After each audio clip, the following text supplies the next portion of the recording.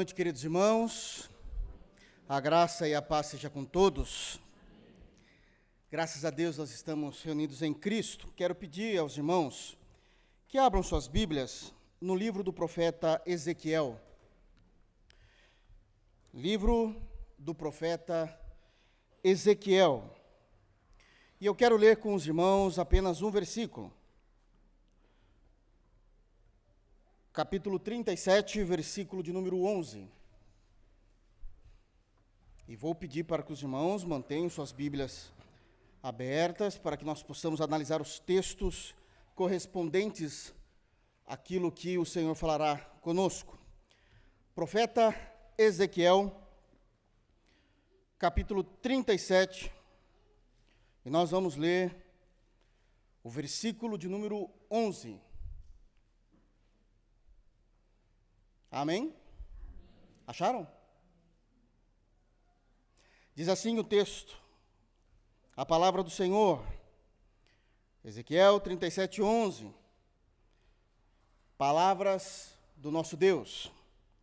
Então me disse, filho do homem, estes ossos são toda a casa de Israel. Eis que dizem, os nossos ossos se secaram, e pereceu a nossa esperança. Estamos de todo exterminados. Amém. Feche teus olhos, vamos orar. Senhor Jesus, é em teu santo e majestoso nome que nos colocamos ante a tua presença em oração, em culto, em adoração. Nós louvamos o teu santo nome e engrandecemos a tua majestade. E agora nós lhe clamamos por meio de ti, Senhor. Fala aos nossos corações. Que o teu Espírito Santo venha tratar, moldar Jesus em nós. Nos ajuda a entender a tua palavra, Senhor.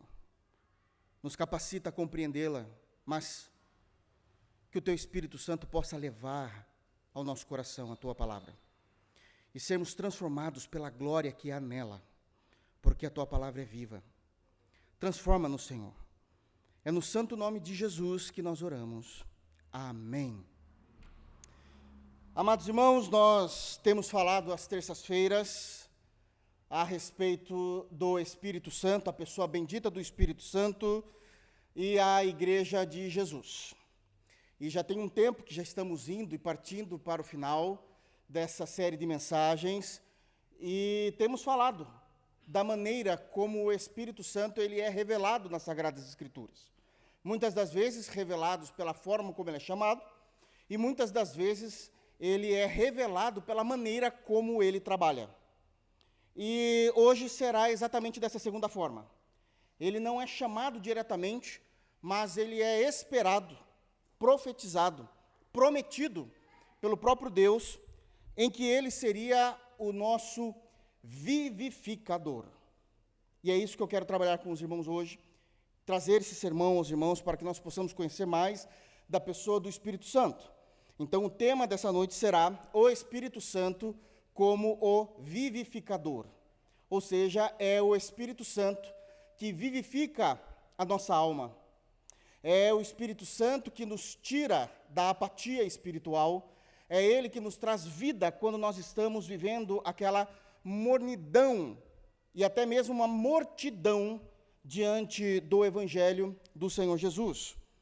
Mas para que a gente possa entender o que está sendo dito, eu preciso trazer algumas considerações que são importantes para a nossa compreensão. Entender o porquê que esse versículo é falado exatamente dessa maneira. Aliás, o foco está mais na parte final do versículo, quando é dito a respeito de Israel. Eis que dizem. Então, o povo de Israel está dizendo, existe uma informação muito clara vindo da parte deles. Os nossos ossos se secaram e pereceu a nossa esperança e estamos de todo exterminados. E nós vamos perceber que a frieza espiritual, que a apatia, ela é muito mais séria aos olhos de Deus do que uma fase do que nós estamos enfrentando. aos olhos de Deus, existem compêndios doutrinários, informações vastas a respeito de como é abominável aos olhos de Deus nós vivemos de forma fria diante do Evangelho, de forma mecânica diante do Evangelho, de forma em que não há a vida do Espírito no crente. E que isso jamais deve ser compreendido pela Igreja de Jesus como um momento, como uma fase. Inclusive, muitas vezes, aceito por nós, aceito pela Igreja. Porque eu sei que quando nós conversamos entre irmãos, muitas das vezes é colocado para nós essa situação que alguém está vivendo, dizendo, olha, eu ando frio espiritualmente, e muitas das vezes, por amor e carinho a esse irmão, sem dúvida alguma, nós acabamos dizendo, olha, mas calma, isso daí não, é algo seríssimo. E é nessas horas que a gente fala, então, irmão, não fale mais nada. Vamos nos ajoelhar aqui e vamos pedir para que Jesus venha com a sua graça no poder do Espírito Santo, porque isso é algo terrível à luz da palavra de Deus. Mas para isso eu preciso mostrar esses caminhos e essa compreensão biblicamente com o texto aos irmãos. Amém? Dito isso, eu quero começar a palavra trazendo uma compreensão introdutória, que é importantíssima. Nós estamos no livro do profeta Ezequiel, e já de início eu preciso dizer a vocês, o profeta Ezequiel, ele foi uma pedra no sapato de toda a nação de Israel durante o 6º século antes de Cristo. No 6º século antes de Cristo, Deus levanta Ezequiel, e Ezequiel ele passa a ser, de fato, um profeta enfadonho, não da parte de Deus, mas para a nação de Israel que estava vivendo em pecado. O profeta Ezequiel, o tempo todo, batia na mesma tecla, isso é, ele era insistente quanto a um pecado específico de Israel. E ele profetizava, e aqui eu já preciso também abrir um parênteses, profetizar aqui não é predizer o futuro. Nós já compreendemos, nós já falamos isso em outras oportunidades, o que é a profecia. A profecia é a palavra de Deus. Nem sempre é dizer o futuro, mas todas as vezes em que a palavra de Deus é falada, nós vemos isso já no Pentateuco, todas as vezes em que a palavra de Deus ela era falada, isso já era considerado uma profecia, haja vista quando nós compreendemos a lei de Moisés, que é nos ensinado também que era uma profecia, a maneira como ele falava, ele não estava predizendo o futuro, ele só estava trazendo a informação que Deus mandava trazer ao povo. Então, ele ficava insistindo, batendo da mesma tecla com relação a um pecado específico, e esse pecado específico era: nação, casa de Israel, deixem de ser idólatras, porque vocês, o povo escolhido de Deus, começaram a adorar deuses estrangeiros, deuses de outras nações. E se vocês não se arrependerem dos seus pecados, se vocês não abrirem mão da idolatria, Deus virá até vocês e trará o seu justo juízo. E é interessante porque nós não conseguimos imaginar Israel sendo idólatra. Porque a gente só olha e compreende Israel como se fosse aquele povo que realmente Deus elegeu, e tudo era tranquilo, não tinha erro nenhum. Mas o tempo todo Israel errava, pecava, é só ler o Antigo Testamento, o tempo todo. Então a palavra, de fato, de Ezequiel para a nação de Israel é: parem, vocês trouxeram imagens para dentro de Israel, para dentro de Jerusalém. E eu preciso confirmar isso com os irmãos. Abram, voltem, por favor, no capítulo 14. Nós vamos compreender um pouquinho hoje desse livro. E vamos ver o que é dito aqui, para vocês verem o pecado de Israel. Então, nós temos Ezequiel, capítulo 14. Vamos ler desde o primeiro? Vamos até o 8. Não tem o que fazer, vamos ter que entender isso aqui. E é dito assim um texto bíblico: então vieram ter comigo alguns dos anciãos de Israel e se assentaram diante de mim. Nós não estamos falando de pessoas leigas, nós estamos falando dos anciãos. aqueles que eram os responsáveis espirituais pela vida de Israel. E eles vieram até o profeta ali, talvez para bater um papo, para conversarem, e acontece algo interessante. Naquele momento em que eles se assentam diante de Ezequiel, Deus começa a falar com Ezequiel. E é essa a palavra a partir do versículo 2. Veio a mim a palavra do Senhor dizendo, filho do homem, eu falei já aos irmãos que filho do homem é Cristo, mas que ele usou muito isso a Ezequiel, lembram-se quando nós falamos sobre isso? Então agora é interessante que os irmãos vão podendo fazer esse link dessas informações e sabendo acomodar essas informações teológicas na mente. Então, filho do homem, estes homens levantaram seus ídolos dentro do seu coração, tropeço para a iniquidade que sempre tem eles diante de si. Deixa eu abrir aqui também uma informação importante. Como é que Deus está trabalhando na profecia e no ministério de Ezequiel? É uma maneira terrível, porque Deus está sendo um excelente professor naquilo que Ele quer informar. Todas as vezes que Deus ele vai informar o pecado da nação de Israel, Ele não apenas informa o pecado, Ele informa o pecado e aonde esse pecado vai levar. Então vejam novamente, olhem por favor o versículo 3 e prestem atenção. Filho do homem, esses homens levantaram seus ídolos dentro do seu coração. O pecado, idolatria. Qual o problema da idolatria? O que isso vai trazer de consequências para a nação de Israel diante de Deus? Tropeços para a iniquidade que sempre tem eles diante de si. Idolatria não pode ser compreendida de forma superficial. Poxa, alguém que está enganado, não conhece um Deus verdadeiro. Concordo, pode estar enganado, pode estar. Mas isso não significa que Deus não o olha dizendo, ele será um iníquo diante de mim. Pecado tem um preço, e as Escrituras sempre deixou claro. Em algum momento da história, nós começamos a amenizar o potencial do pecado na raça humana. Mas Deus está estabelecendo isso claramente, e Ele vai falar isso o tempo todo. Então, Ele já disse o pecado, qual é a questão que existe a partir desse pecado, e Ele diz, acaso permitirei que eles me interroguem?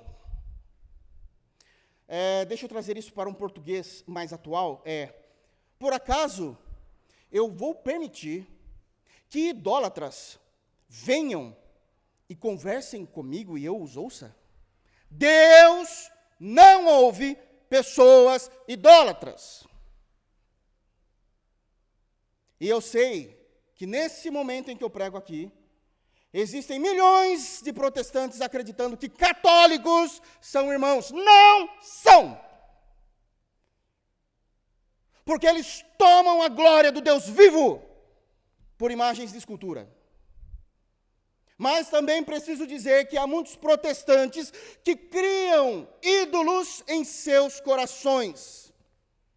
Não por meio de imagens, mas por tudo aquilo que eles amam mais do que Deus. A palavra é clara. Vocês acham que eu deixarei essas pessoas me interrogarem? Não. Porquanto, versículo 4, fala com eles e diz-lhes, e isso ele está falando para os anciãos ali, aquelas pessoas importantes. Assim diz o Senhor Deus, qualquer homem da casa de Israel, que levantar os seus ídolos dentro do seu coração, e de novo ele repete, e tem tal tropeço para a sua iniquidade, e vier ao profeta, eu, Jeová, o Senhor, como algumas traduções, vindo ele, lhe responderei segundo a multidão dos seus ídolos. Eu não irei responder o que eles querem. Eu irei responder eles segundo o pecado deles. Para que eu possa apanhar a casa de Israel no seu próprio coração. Porquanto todos se apartaram de mim para seguirem os seus ídolos. Portanto, dize à casa de Israel, assim diz o Senhor, convertei-vos e apartai-vos dos vossos ídolos. Se não é pecado adorar ou venerar, como alguns dizem, imagens, por que o Senhor diz, convertei-vos. Está claro no texto. Convertei-vos dos vossos ídolos, e dai as costas a todas as vossas abominações. É uma abominação, algo detestável. Se dirigir a uma estátua, fazer as suas preces, depositar sua confiança, falar que ama ou simplesmente que venera. Porque qualquer homem da casa de Israel ou dos estrangeiros que moram em Israel, que se alienar de mim e levantar os seus ídolos dentro do seu coração e tiver tal tropeço para iniquidade, e vier ao profeta para me consultar por meio dele, era a maneira como Israel ouvia o Senhor. Deus não falava pessoalmente com as pessoas, mas no Antigo Testamento falava através do profeta. Então, por meio dele, a esse eu, o Senhor, responderei por mim mesmo. Voltarei o rosto contra o tal homem, e o farei sinal e provérbio. Sinal. Eu farei dele um exemplo do que eu farei com os outros. E farei dele um provérbio, um ditado. Um ditado. Uma máxima. Um meme. Eu farei dele um exemplo de zombaria, onde as pessoas zombarão dele. E eliminá-lo-ei do meio do meu povo, prestem atenção, e irei eliminá-los do meio do meu povo, e sabereis que eu sou o Senhor.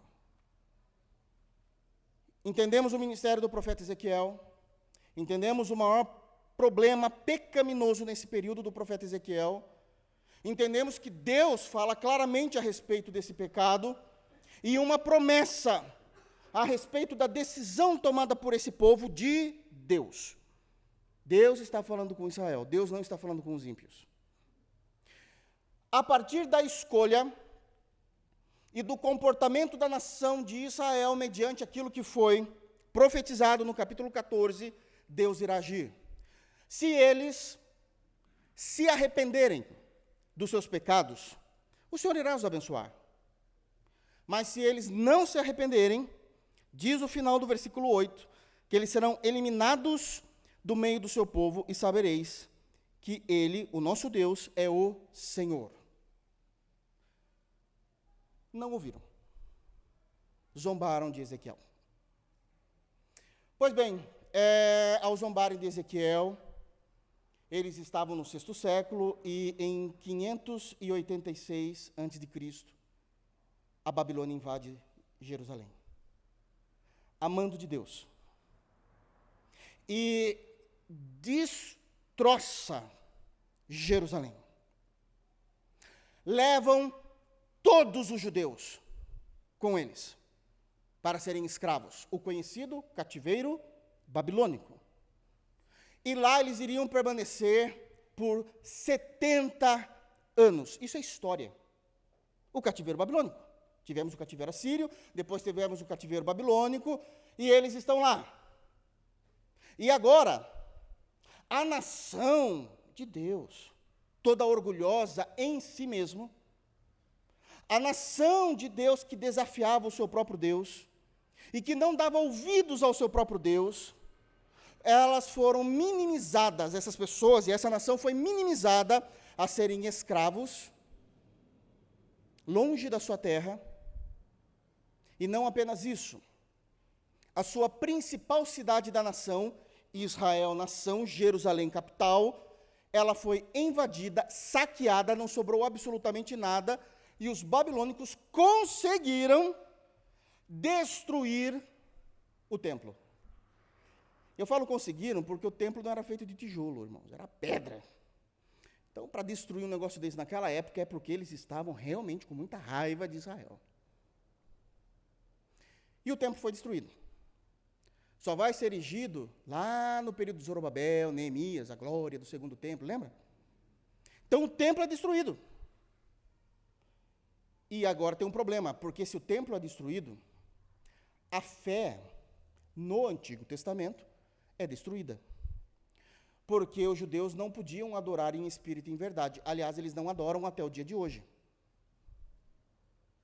Porque a minha adoração tem que ser no templo. Os judeus gostam de dizer, nós cumprimos a Torá, que é o Antigo Testamento, como eles chamam. Não cumpre não. Aliás, 60% da Torá, vocês não cumprem. Porque não tem templo, como é que vocês cumprem? Não tem, aonde era o templo, os muçulmanos tomaram até hoje. A mesquita de Omã, lembra aquela mesquita que tem a cúpula de ouro dourada lá em Israel? Vocês não adoram, não. Não adoram. Porque vocês não têm essa liberdade. Vocês estão esperando a reconstrução de um templo. Esqueceu que o templo já foi reconstruído 3 dias depois da morte de Jesus, ele mesmo. Ele é o nosso templo. Mas vocês não aceitaram. Vocês não aceitaram. Então eles foram levados.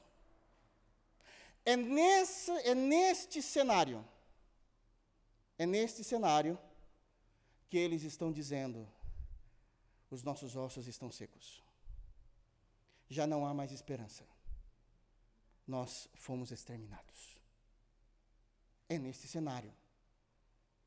Presos, escravos, perdidos, longe da sua terra, sem soberania nacional, sem a bênção de Deus, em que eles estão extremamente frios, apáticos, perdidos espiritualmente, como resultado das suas desobediências e de terem levado a fé em Deus de qualquer forma. É neste cenário que, quando eles dizem lá em Ezequiel 37:11, que eles estão falando, olha, nós estamos realmente exterminados. E ali eles estão lamuriando. Eles estão lamuriando porque reconhecem o seu estado espiritual. E a gente tem como saber mais ou menos, não tudo, mas uma parte importante de como era a lamúria deles. A gente já soube disso em Ezequiel 37:11, mas o que de fato mais eles falavam? Está na Bíblia. Abram em Salmos 137.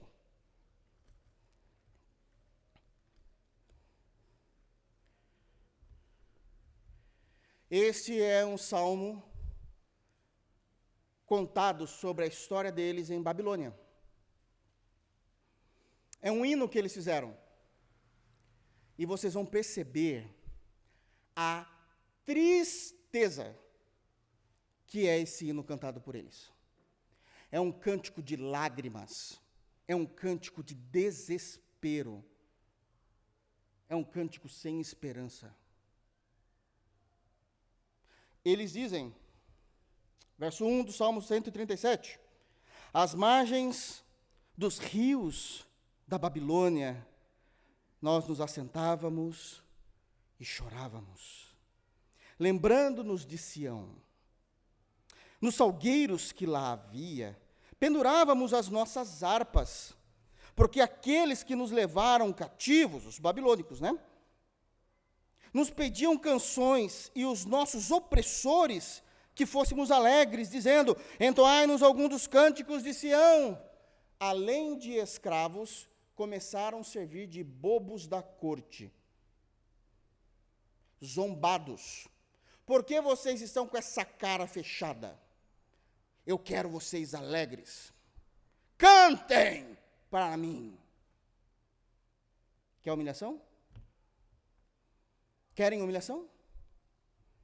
Não brinca-se com Deus, irmãos. Não brinca-se com Deus. No versículo 4, eles respondem isso, obviamente não a eles, mas à consciência deles. Como, porém, haveríamos de entoar o canto do Senhor em terra estranha? Porque a adoração é no templo. Como poderíamos? Ou então, como poderíamos adorar o Senhor na situação em que nós estamos vivendo? Versículo 5, Se eu de ti me esquecer, ó Jerusalém, que se resseque a minha mão direita, que eu me torne um inútil, não podendo trabalhar e não podendo mais tocar a ti, cantando ao Senhor. Versículo 6, apegue-se-me a língua ao paladar, isso é, grude a minha língua ao céu da minha boca, se me não lembrar de ti, se não preferir eu Jerusalém, a minha maior alegria. E aqui eles vêm pedindo justiça. Contra os filhos de Edom, lembra-te, Senhor, no dia de Jerusalém. Contra esses filhos de Edom, lembra-te, Senhor, no dia de Jerusalém, pois diziam, arrasai-a até os fundamentos. Quem esteve presente na exposição de Obadias sabe o que eu estou falando. A briga eterna entre judeus e os edomitas, que era uma questão familiar, e como eles se alegraram no dia que Babilônia veio e saqueou Israel. Vocês se lembram disso? Eles estão cantando isso aqui. Eles estão cantando isso. Filha da Babilônia, que has de ser destruída, feliz aquele que te der o pago do mal que nos fizestes, feliz aquele que pegar os teus filhos e esmagá-los contra a pedra. Isso é um salmo imprecatório. Nós já falamos sobre isso também. Essa é a situação do que eles estão fazendo e vivendo.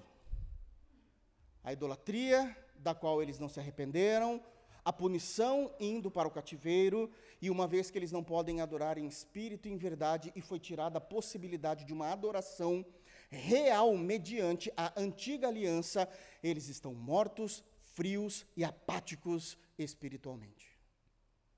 Mas Deus é bom. E sempre Deus vai trazer uma oportunidade. E Deus vai trazer essa oportunidade através do profeta Ezequiel. E agora eu quero que os irmãos voltem, por favor, em Ezequiel 37. E a partir dessa perspectiva, nós vamos entender como o Espírito Santo, ele foi e ele é necessário para vivificar a nossa vida para com Deus, para trazer avivamento aonde há apenas sequidão em nossos ossos. É o Espírito que trabalha de tal forma, fazendo com que nós nos levantemos novamente no fervor do poder de Deus. Porque é isso que acontece. E eu quero basear, então, toda a minha fala e todo o meu texto, a partir do versículo 11, contando a visão e expondo aos irmãos a visão que Deus deu ao profeta Ezequiel, no capítulo 37, muito conhecida como o Vale dos Ossos Secos. E a partir desta visão, que todo mundo acha é simples, tem bastante coisa importante aqui, dentro do tempo que nós temos, nós vamos explicar toda a teologia contida nessa visão. Tudo aquilo que Deus estava falando ao profeta a respeito da nação de Israel. Amém? Então, vamos ler? Nós vamos indo versículo por versículo. Deus, então, chama Ezequiel e começa a trazer informações através de uma visão.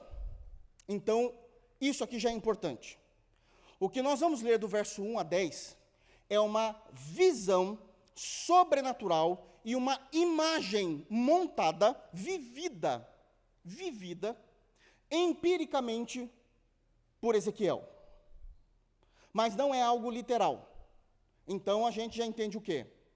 Que toda figura de linguagem, que todo cenário criado, ele não é literal, é uma visão, mas ele aponta para verdades bíblicas, verdades doutrinárias, porque é assim que Deus usa em toda a palavra de Deus. Ele usa dos artifícios de figura de linguagem, de visão, de sonhos, sabendo que aquilo não é literal, mas sempre apontando para uma verdade espiritual real. Amém?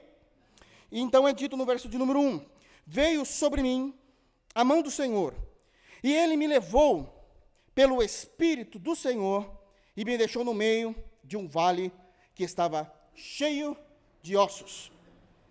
E eu quero já trazer a primeira lição daquilo que o Senhor tem falado a nós. Em primeiro lugar, no versículo 1, Deus já começa a mostrar a nós o seu direcionamento e a realidade espiritual do seu povo. O seu direcionamento e a realidade espiritual do povo. Leiam agora com maior atenção comigo no verso 1. Veio sobre mim a mão do Senhor, e ele me levou pelo Espírito do Senhor. Aqui já temos uma informação importantíssima. Deus estava direcionando Ezequiel para onde ele precisava ir. Nós verificamos Deus direcionando o seu profeta. Perguntas rápidas desse primeiro versículo. Quem levou Ezequiel até essa visão? Deus. Por meio de quem Deus levou Ezequiel a essa visão? O Espírito Santo. Está no texto. A partir de agora, tudo o que acontecerá é uma manifestação, um direcionamento sobrenatural dessas duas pessoas da Trindade. Deus e o Espírito Santo. Precisamos entender isso. É Ele quem está direcionando. É Ele que leva Ezequiel por meio da obra e da ação sobrenatural do Espírito Santo do Senhor. Está no texto. Deus poderia levar Ezequiel para qualquer visão que ele quisesse. Deus poderia ter dado a Ezequiel uma visão sobrenatural daquilo que ele faria de bom ou a conclusão de sua obra no meio do povo de Israel. Deus poderia ter dado uma visão maravilhosa. Olha Israel, exaltado, restaurado, refeito. Mas Deus não fez isso. Deus trouxe uma visão de um lugar terrível. Terrível. Por que Deus fez isso? E aqui é muito importante, nesse direcionamento. Deus fez isso porque Deus tinha em mente uma preocupação de mostrar ao profeta Ezequiel a realidade espiritual do que significa estar frio e apático diante de Deus. Ele poderia ter feito qualquer visão maravilhosa como ele já deu, mas nesse caso em específico, ele leva Ezequiel a uma imagem terrível, porque a preocupação que há na mente de Deus é que o profeta, aquele a quem irá falar, comunicar o povo de sua situação, entenda a realidade espiritual que eles estavam vivendo. Essa realidade é de uma frieza, de uma apatia, mas parece que para diante de Deus não é algo tão simples assim. O Espírito Santo, diz o texto, levou o profeta Ezequiel a uma visão que refletia a condição espiritual de toda a nação de Israel. E a visão pelo qual o Espírito Santo levou Ezequiel era a visão de um vale. Vale, lugar abaixo, o mais baixo de sua geografia. Pouco sol, enevoado, escuro. E esse vale, ele tinha e estava, de acordo com o versículo 1, cheio de ossos. Vale, enevoado, escuro, o mais baixo possível, e ainda por cima, cheio de ossos. Lugar de derrota, desgraça e morte. Não brinquem com frieza espiritual. A fotografia e o quadro que Deus monta para o profeta, explicando o que é a frieza espiritual aos olhos da Trindade, é um vale cheio de ossos. Um lugar de derrota, desgraça e morte. Por que derrota? Precisamos compreender dentro da compreensão dessa época, não da nossa. Qualquer homem que estivesse andando em algum lugar estéril, e chegasse num ambiente em que ele visse vários corpos, a primeira coisa que ele pensaria é: lugar perigoso, houve uma batalha aqui. E o lado perdedor foi deixado neste lugar. E isto significa muita coisa. Em culturas antigas, diferente da nossa, embora eu sei que você possa ter isso no seu coração, é algo mais pessoal do que cultural no Brasil. Mas em culturas antigas, enterrar os seus mortos, ou sepultar os seus mortos, era uma questão de honra e dignidade. Quando pessoas mortas eram deixadas no local em que foram assassinadas, era uma ação consciente do desrespeito que eu tenho por eles. É essa visão que Ezequiel está vendo. Eles não foram enterrados. Eles não foram sepultados, não há dignidade neles. Foram deixados exatamente aonde estiveram. Para vocês verem como isso ainda era extremamente importante. Me ajudem. Na época de Jesus, quem se preocupou com a dignidade do corpo de Jesus?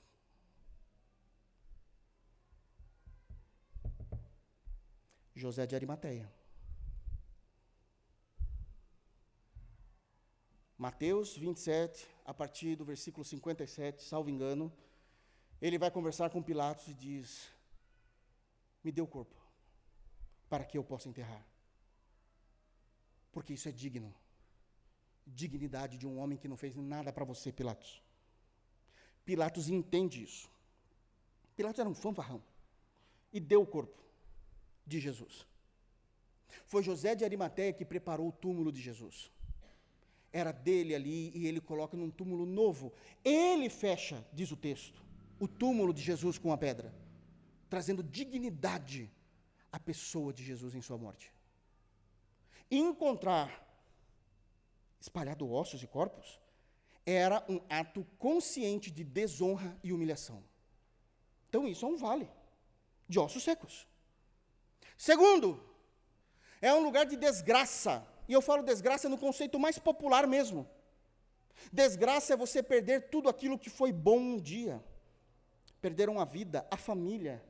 Foi-lhe roubado a alegria, a possibilidade de viver, as oportunidades que iriam aparecer. Isso é um lugar de desgraça. Terceiro, vale de ossos secos é um lugar de morte, porque onde está a graça do Senhor, há a vida. Há a vida. Mas prestem atenção nesse detalhe. No final do versículo de número 1, é dito: deixou o profeta no meio de um vale que estava cheio de ossos. Não está dizendo que deixou o profeta num lugar que estava cheio de corpos em decomposição. O profeta, ou o Espírito Santo, não relatam no texto que o cheiro estava insuportável, da putrefação, do processo, de todo esse processo terrível que acontece no corpo humano. Pelo contrário, só tinha ossos, não tinha cheiro, não tinha nenhum líquido, nenhum fluido aberto ao tempo, somente ossos.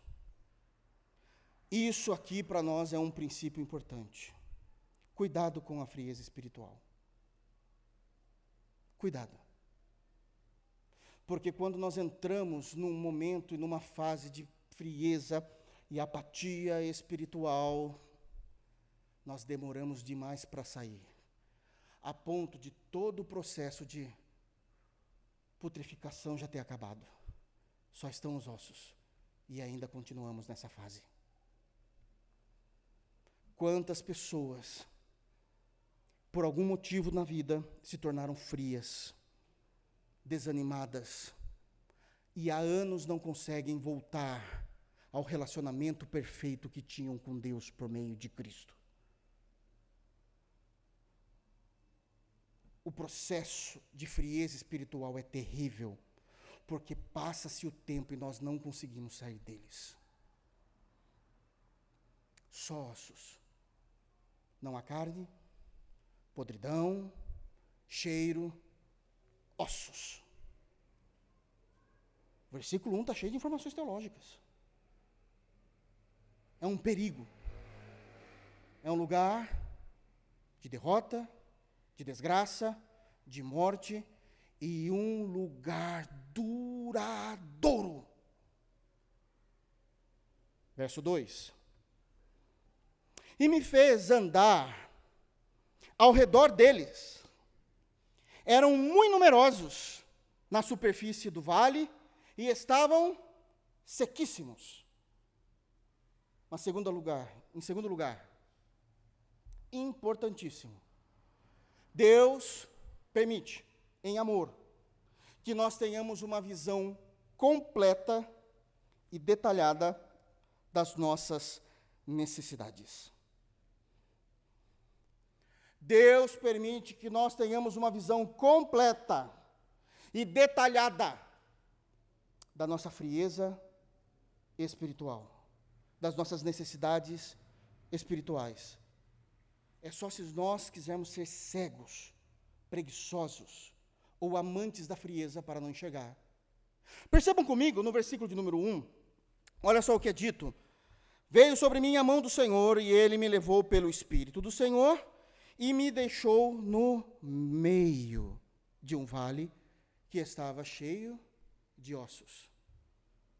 A primeira manifestação de Deus e a visão de Deus ao profeta é trazer o profeta em visão a esse vale.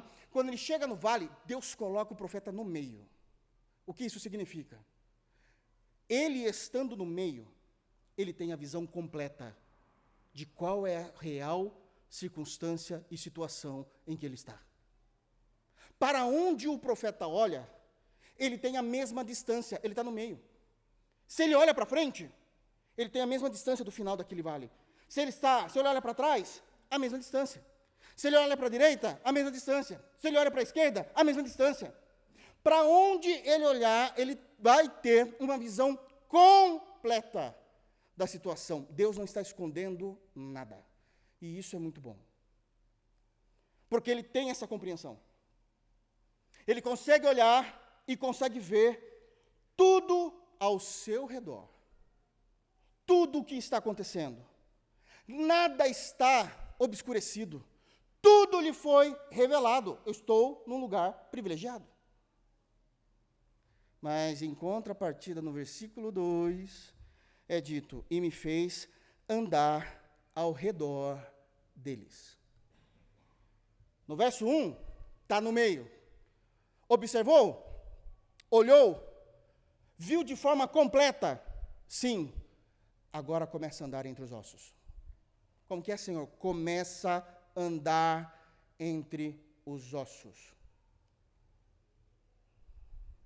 Porque agora, embora no meio ele tenha uma visão completa, de acordo com a distância, ele não consegue ter uma visão nítida e detalhada do que aconteceu.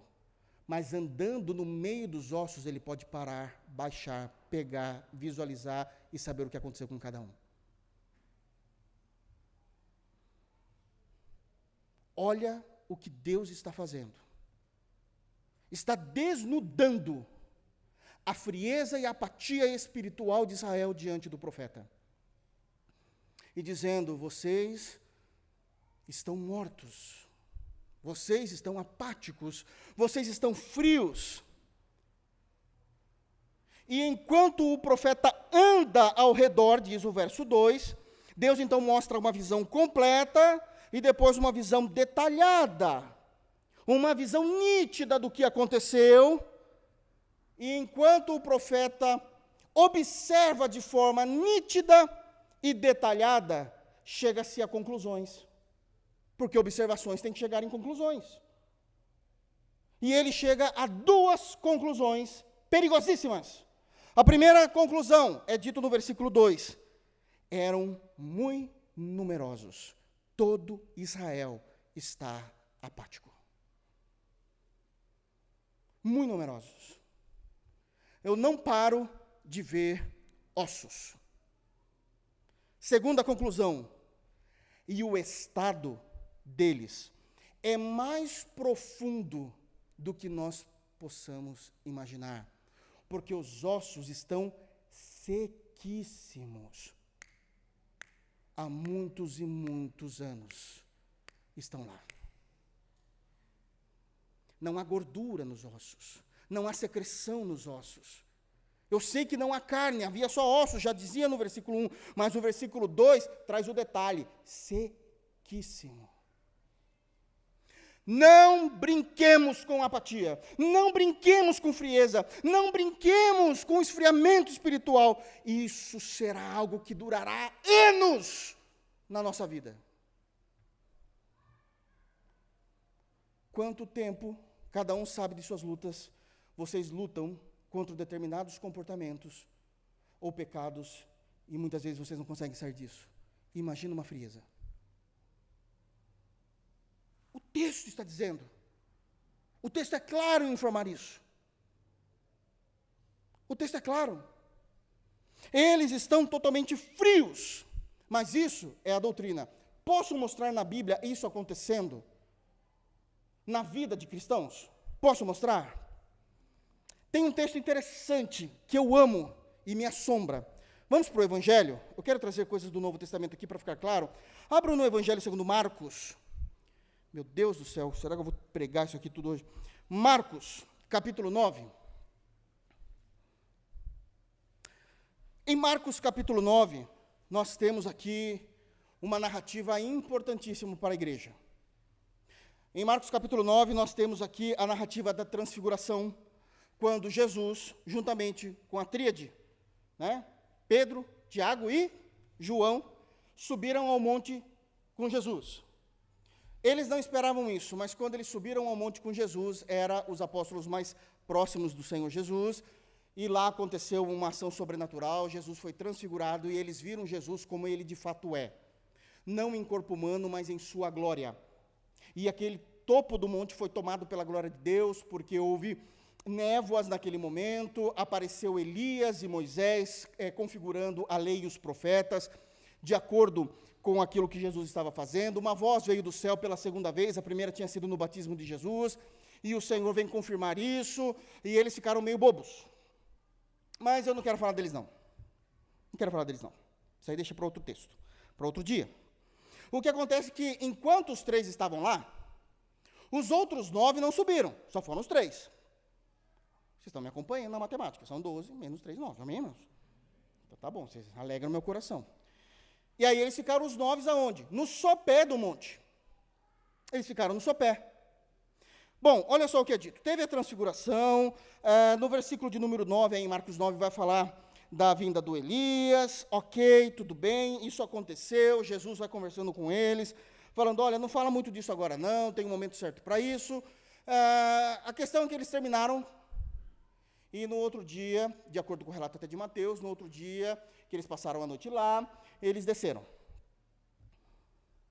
Quando eles desceram, estava acontecendo uma situação. Leiam o versículo 14. Quando eles se aproximaram dos discípulos, eles quem? Jesus, Pedro, Tiago e João, ok?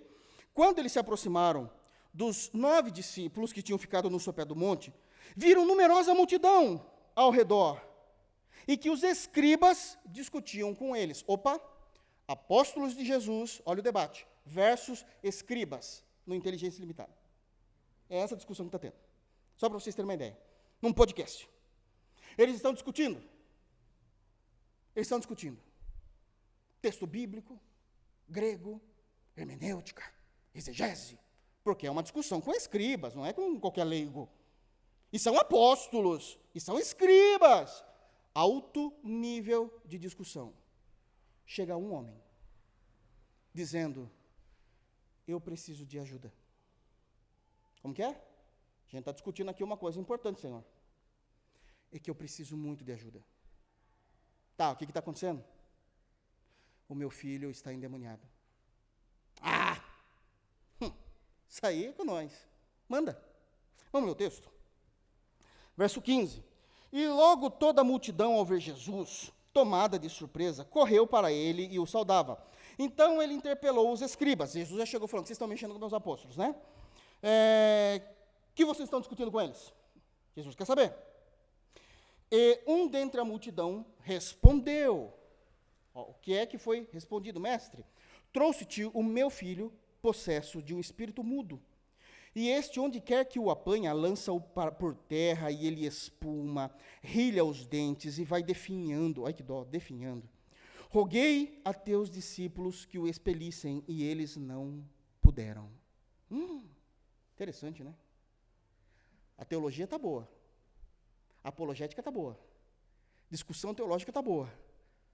Mas não tem poder de Deus. Não adianta nada. Não adianta ter um monte de certificado pendurado na parede teológico e não ter poder no Espírito Santo. Discutir eles sabiam. Encarar a teologia. Na mente sabiam. Mas não tinha fogo do Espírito no coração. Eles não puderam. E não puderam fazer aquilo que era o mais básico do ministério apostólico. Porque quando eles receberam o ministério apostólico, em Mateus capítulo 10, Jesus falou uma das primeiras coisas a eles: eu te dou autoridade para expulsarem demônios. O básico, não conseguiam. Sabiam grego, hebraico, hermenêutica, conseguiam entender as profecias de Daniel, Ezequiel, Jeremias, mas estavam mortos. O que adianta? O que nos difere de acadêmicos seculares? Pelo menos os seculares, o que você faz? Eu estudo medicina, e você? Eu sou teólogo. O que você faz? Eu estudo engenharia, e você? Teólogo. E você? Eu estudo direito, e você? Teólogo. A diferença é que o médico cura pessoas, o engenheiro constrói, o de direito consegue resolver grandes problemas, e os teólogos? Faz post na internet. Porque não tem poder de Deus.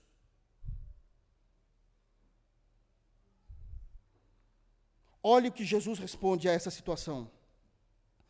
Versículo 19. Então Jesus lhes disse: ó geração incrédula, até quando estarei convosco? Até quando vos sofrerei? Trazei-mo. E trouxeram-lhe. Quando ele viu a Jesus, o demônio, obviamente, o espírito imediatamente o agitou com violência e, caindo por terra, revolvia-se espumando. Perguntou Jesus ao pai do menino: há quanto tempo isso lhe sucede? Desde a infância, respondeu.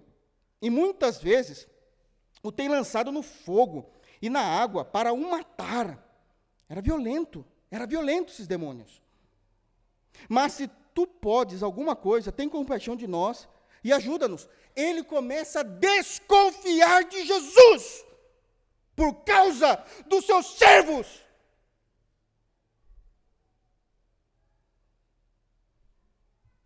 A frieza espiritual, a não coerência com aquilo que eu prego e vivo, fazem as pessoas acreditarem que Jesus não é o Senhor que nós falamos.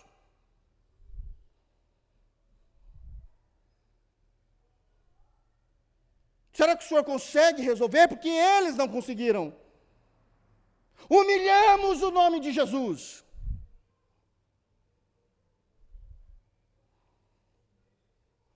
Verso 23, ao que lhe respondeu Jesus: se podes, porque isso é uma afronta ao Deus Todo-Poderoso. Se podes, tudo é possível ao que crê. E imediatamente o pai do menino exclamou com lágrimas: então eu creio, porque eles não conseguiram. Eu creio, ajuda-me na minha falta de fé. Vendo Jesus que a multidão concorria, repreendeu o espírito imundo, dizendo-lhe: espírito mudo e surdo, eu te ordeno, sai deste jovem, e nunca mais tornes a ele. Resolvido. Era para ter sido assim desde o início. Mas precisou Jesus descer do monte. E ele, clamando e agitando muito, saiu, deixando-o como se estivesse morto. A um ponto de muitos dizerem, morreu. Prestem muita atenção aqui. Mas Jesus, tomando-o pela mão, o ergueu, e ele se levantou. Quando entrou na casa, os seus discípulos lhe perguntaram em particular, por que não pudemos nós expulsá-lo? Por quê? Porque isso é algo inédito. Os irmãos se lembram que quando Jesus mandou eles a primeira vez, eles foram, expulsaram, voltaram felizes e até meio arrogantes. No seu nome, nós oramos lá, e os demônios se submetiam a Jesus. Não fiquem felizes porque os demônios tremem. Fiquem felizes porque o nome de vocês está no livro da vida. Já quebrou o orgulho dos apóstolos. Mas eles tinham expulsado. Eles tinham expulsado. Por que eles não expulsaram agora? A resposta de Jesus é clara. Respondeu-lhes, essa casta não pode sair senão por meio de oração e jejum. Esta casta. Vocês pararam no tempo. Vocês não se aperfeiçoaram. Vocês expulsaram demônios fracos, não fortes, irados como esse, que queria matar essa criança. Quando vocês se depararam com eles, vocês nunca tiveram o discernimento espiritual, porque vocês estão vivendo a mesmice do Evangelho. Esta casta. Discernimento do que vamos enfrentar e do que devemos viver para Jesus. Esta casta. Vocês não conseguem. Por culpa de vocês. A oração estava aí para orar. Jejum estava aí para ser feito. Vocês envergonharam o meu nome. Mas não é endemoniado. A questão não é que ele era endemoniado. A questão é saber quem nós iremos enfrentar. Irmãos, nós precisamos do Espírito Santo para sermos avivados e termos o poder de Jesus em nós. Senão nós somos um vale de ossos secos. Prestem atenção comigo. Entendam o que Jesus está dizendo aqui. Imaginem que vocês estão numa estrada rural. E vocês estão caminhando nessa estrada rural sozinhos. E de repente vocês se deparam com um homem caído no chão. No canto dessa estrada. Bom, a percepção genérica é óbvia. Ele está inconsciente. Isso todo mundo sabe. Porque ele está inconsciente, muda tudo. Que ele está endemoniado, bom, verdade, olha o que ele está fazendo, olha o que esse menino está fazendo. A gente sabe. Quem está possuindo é outro assunto. E esse homem está caído no chão e você chega até ele e existem algumas possibilidades. Às vezes ele só parou porque ele estava muito cansado mesmo e acabou dormindo. E aí você tem um jeito de resolver isso. Dá uns tapinhas na cabeça dele e falou, meu amigo, você vai ser atropelado, melhor você acordar aí, está escurecendo. Resolvido o assunto. Fala, rapaz, estava cansado. Na verdade, eu estava sentado, eu nem vi quando eu caí aqui. Eu estava com tanto sono, dormindo, estou desde a madrugada trabalhando aqui é período de safra, então, está doido aqui o negócio. Mas pode ser que não seja o sono, pode ser que você veja algumas garrafas de bebida alcoólica. Já mudou a situação de como você vai tratar com essa situação. Já mudou. Esta casta mudou. Mas pode ser que quando você chegue mais perto, você veja uma cena lamentável, um buraco na testa. Aí mudou mais ainda como você vai lidar. Esta casta. Os ossos estão sequíssimos. Vamos voltar rapidamente lá antes de terminarmos? Eu não vou concluir hoje, mas eu preciso trazer uma finalização importante aqui antes.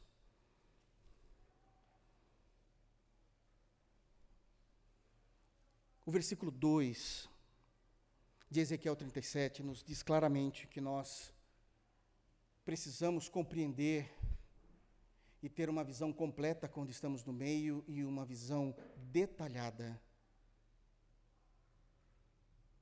detalhada quando estamos ao redor. Versículo 3, eu tenho um tempinho ainda. Versículo 3 diz: então me perguntou, Deus pergunta a Ezequiel, filho do homem, acaso poderão reviver estes ossos? Respondi, Senhor Deus, tu sabes. Tu sabes. O que nós temos aqui nada mais é do que uma lição importantíssima. Reconhecer o quão pequeno nós somos. Reconhecer. Eu estou no meio de um vale de ossos, sombrio, escuro. Muitos mortos, ossos sequíssimos. Não estão nem juntos mais um dos outros. Os esqueletos não estão tudo perfeitinhos. Não estão. E Deus me pergunta, olha, isso pode acontecer, de eles voltarem à vida? E ele é humilde o suficiente para dizer, Senhor, eu não sei. A questão não é se o Senhor pode ou não. A questão é que eu não sei, porque quem manda em tudo isso daqui é o Senhor. É a resposta dele. Ele responde, Senhor Deus, tu sabes, a ideia de Senhor Deus é, o Senhor é o Deus soberano. O Senhor define o futuro de tudo, eu não. E aqui nós entendemos que existem coisas que acontecem no mundo espiritual que estão muito além da nossa compreensão e da nossa capacidade. E nós não temos condições de lidar com as coisas que estão acontecendo. E a nossa lógica, a nossa intelectualidade não consegue dar conta do mundo espiritual. Não tem como. Irmãos, nesse exato momento, existem coisas acontecendo no mundo espiritual que só Deus sabe. Coisas terríveis, mas que Deus nos protege. Quando Pedro foi querer dar uma de justiceiro diante de Jesus, ele falou, fica quieto. Pedro, Satanás me pediu para cirandar vocês como trigo, e eu não permiti. Você não tem ideia do que você está falando. Você não tem ideia de como Deus guarda você e a mim diariamente das mãos de Satanás. Satanás não brinca. Não brinca. E o como ele nos guarda. A informação e a lição a respeito de sabermos que nós somos é importantíssima nesse versículo 3, porque o que Ezequiel está nos ensinando é, mesmo sendo um profeta e um homem de Deus, ele não conhece todas as respostas para os seus problemas. Ele não conhece todas as respostas para os problemas dele, mas ele sabe que Deus conhece todas as coisas e tudo pode fazer. Tudo pode fazer. Tudo. O que vem então, a parte 4, o versículo 4, e nós vamos parar por aqui hoje. Disse-me ele, profetiza a estes ossos, e dize-lhes, ossos secos, ouvi a palavra do Senhor. Duas compreensões que andam juntas, elas não são excludentes, elas não discutem entre si, elas conseguem caminhar paralelamente na compreensão do versículo 4. A primeira, Deus é o Deus que vai até o mais profundo poço dos nossos ossos sequíssimos para nos tirar de lá. Não importa o quão seco esteja a nossa vida com Deus, ainda na condição de ossos sequíssimos, Deus faz com que nós consigamos ouvir a sua doce voz. Porque é isso que o texto está dizendo, fale aos ossos. Mesmo em condições sequíssimas, no mais profundo do seu desespero e frieza, Deus, Ele vai até você. Ele vai até você. E Ele consegue nos resgatar. Mas tem um segundo ponto. ainda no versículo 4. Restaurar, resgatar, para o quê? Para o quê? Para o serviço. Versículo 4 está falando isso nitidamente, restauração e serviço. Prestem atenção, Deus poderia ter falado, mas foi Deus que falou? Foi Deus que falou? Deus mandou o profeta falar. Deus está usando o homem para restaurar pessoas. É óbvio que nós, como reformados, temos uma compreensão teológica que o ministério profético do Antigo Testamento já se cessou. E isso é fácil de dizer. O ministério profético do Antigo Testamento foi de Samuel a João Batista. Acabou. Vira-se a página. Novo Testamento, Nova Aliança.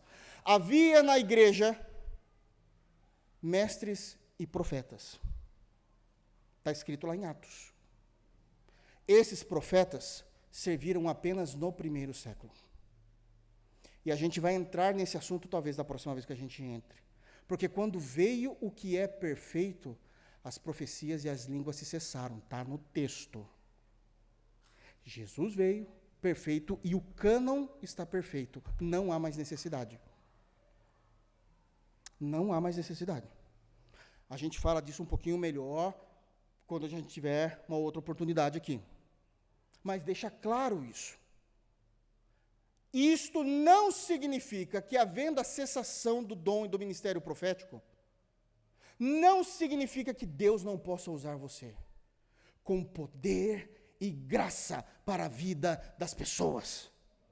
O que ele está dizendo aqui no versículo 4 é: disse-me ele, profetiza, fale, seja usado, seja bênção na vida das pessoas. E você pode ser bênção na vida de uma pessoa, de uma igreja toda, ou de uma nação, aqui era a nação de Israel. Não adianta clamar a Deus por avivamento e me tirar dessa frieza espiritual se você não está disposto a servir. Vai lá e você diga, e sejamos instrumentos na mão de Deus. Hoje eu encerro por aqui. Eu achei que eu ia chegar até o 10, mas não cheguei, para variar. Mas o que a gente aprende aqui são informações importantes. A frieza espiritual existe. A apatia de um povo existe. Apatia, frieza, aridez no coração é algo real no meio do povo de Deus. Sozinhos nós não conseguimos sair. Eles estavam num vale, só ossos, sequíssimos. Foi necessário que o Espírito Santo de Deus fosse até aquele lugar. E quando o Espírito Santo vem, ele acaba nos mostrando uma visão geral e completa, uma visão nítida e detalhada das coisas e das circunstâncias, do porquê estamos deste jeito. O Espírito Santo, seguindo o texto, nos coloca em nosso devido lugar. Cadê o orgulho de Israel, que não ia obedecer? Além de escravos, espiritualmente só estavam em ossos. Deus sempre será Deus, e nós sempre servos. Mas não importa o tamanho do poço em que nós estamos, Deus desce até lá para nos resgatar. Mas Ele não nos resgata para vivermos uma vida só para nós, mas para vivermos para a glória de Deus manifestado em serviços. Que Deus nos abençoe em Cristo Jesus. Vamos ficar de pé?